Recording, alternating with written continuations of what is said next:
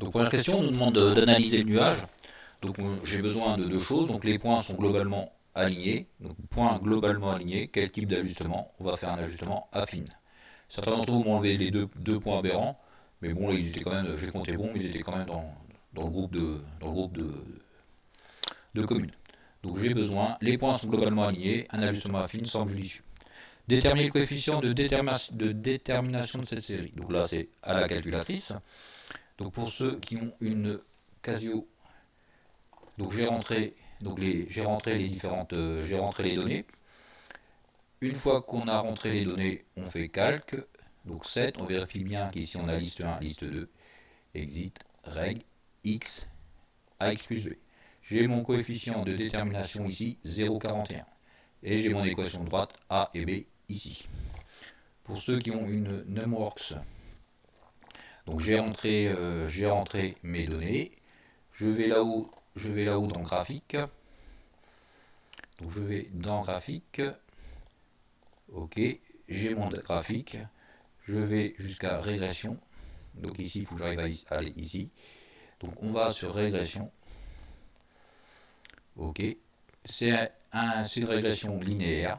J'ai mon équation de droite ici et j'ai mon coefficient de détermination ici. Pour ceux qui ont une Texas, j'ai rentré mes données. Donc j'ai rentré mes données, elles sont là. Donc stat, je vais jusqu'à calque. Calque, c'est la droite de régression linéaire, régline. Entrée. J'ai bien L1, L2, donc je fais bien attention de mettre L1, L1, L2. Entrée et calculer. Et j'ai mon équation, mon coefficient de corrélation, de détermination qui est ici. Et j'ai mon équation de droite qui va être ici. Donc voilà comment on va trouver directement les valeurs à la calculatrice. Que représente ce nombre? Donc c'est la phrase un petit peu compliquée qu'on avait vue. Donc le coefficient est de 0,41. Ça veut dire que 41% des variations de la population vont être expliquées par mon modèle. Donc le modèle c'est la droite y égale à ax plus b. Donc 41% de la variabilité de la pollution va être expliquée par ce modèle. Déterminer l'équation de la droite d'ajustement. Ben ça c'est donné directement par la calculatrice. Donc on ne s'embête pas, c'est donné directement par la calculatrice. Donc là je vous avais mis le calcul permettant d'avoir le dernier résidu. Donc pour avoir le dernier résidu, je prends la dernière valeur de la pollution. Donc je vais dans mon tableau, taux de particules 9,4. Donc je prends ma dernière valeur. Donc 9,4 moins, je prends mon équation de droite, donc qui est ici, donc 0,044 fois, je prends mon tableau et je prends la population pour ma dernière ville, 98, donc moins, donc fois 98 plus 5,844.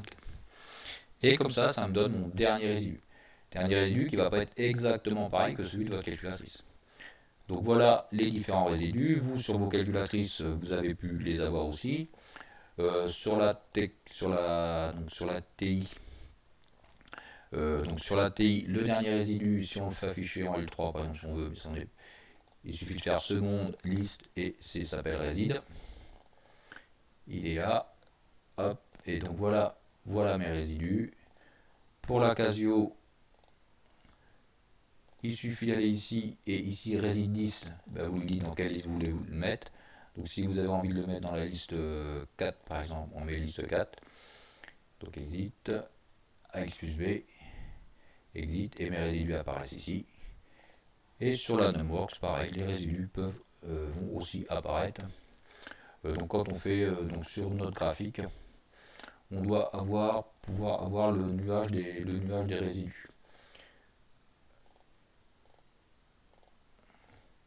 Donc sur la NumWorks, donc pareil, on doit pouvoir avoir le nuage des résidus. Donc graphique des résidus, ok. Et là vous avez vos différents points en vous déplaçant. Je trace mes résidus, donc là vous les avez fait sur votre cahier, donc c'est bien. Et à partir de là, il faut savoir si notre modèle on va pouvoir valider ou non notre modèle. On va valider notre modèle quand la répartition des résidus est suffisamment homogène. Ça veut dire quoi ce mot homogène? Ça veut dire que des résidus, j'en ai absolument partout.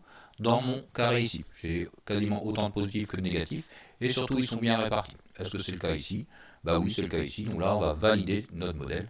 La répartition des résidus étant homogène, on va donc pouvoir valider notre modèle. Alors maintenant, je vous donne la ville de C, donc 4199 habitants. Comment trouver le taux de particules? Donc pour trouver le taux de particules, on va reprendre notre modèle, puisqu'on l'a validé. Donc en validant, puisque j'ai validé mon modèle, donc j'ai le droit de prendre ce nombre, d'utiliser ça. Faites attention, la valeur de P était en milliers, donc 4199 habitants, ça fait 4,199 habitants. Donc là, c'était assez simple. La valeur de T, ça va être tout simplement 0,044 multiplié par la population. Donc 4199 habitants, ça fait 4,199 milliers d'habitants, plus 5,844. Donc je prends ma calculatrice, je calcule et je tombe sur 6,09. Alors maintenant, question peut-être un tout petit peu plus compliquée. Donc maintenant, je sais que le taux de pollution est de 12. Donc je sais que mon taux de pollution va être de 12. Et je dois trouver la valeur de P. Donc 12 va être égal à 0,044 fois P plus 5,844. Comment on fait pour résoudre ce type d'équation? Ça, normalement, on sait faire. Je passe de 5,844 de l'autre côté. 5, donc moins 8,844 égale à 0,044 fois P. Je calcule ce nombre-là, donc 12 moins 5,844, et ce nombre-là, je vais le diviser par 0,044.